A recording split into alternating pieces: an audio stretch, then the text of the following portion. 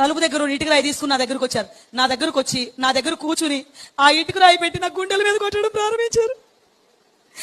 ఎప్పుడైతే ఇటుక రాయి పెట్టి గుండెల మీద గుద్దుతున్నారో పైన చర్మం మొత్తం పగిలిపోయి రక్తం కారిపోతుంది. 10 దెబ్బల వరకు భయంకరమైన బాధ, తట్టుకోలేనంత బాధ. విపరీతంగా వచ్చేసి చర్మం అంతా పగిలిపోతుంది, రక్తం కారిపోతుంది. విరిగి ఎలా పడిపోతుందో అలా నేను బోర్లాగా పడిపోయాను. ఎప్పుడైతే నేను బోర్లాగా పడిపోయానో ఆయనకి ఎంత బలం ఉంది, అంత బలంతో ఒకే ఒక్క దెబ్బ వేశారంటే అది వేడి పెన్ను పోసుకు అడ్డంగా దిగిపోయింది గోడలు. నిజంగా మన దేవుడు గొప్పవాడు కనుక నన్ను బ్రతికించాడు, కానీ లేకపోతే వెన్ను పోసు 2 ముక్కలైపోవాల్సింది. ఆ బాధను భరించలేక మళ్ళీ అరుస్తూనే వెల్లికిలా తిరిగిపోయాను. ఎప్పుడైతే వెల్లికిలా తిరిగానో ఛాతి దగ్గర నుంచి మోకాళ్ళ వరకు ఎక్కడ అవకాశం ఉంటే అక్కడ అదే గొడ్డలు పెట్టి నరిగేస్తున్నారు. ఇటు అరుగుతుంటే అటు తిరుగుతున్నాను, అటు అరుగుతుంటే ఇటు తిరుగుతున్నాను.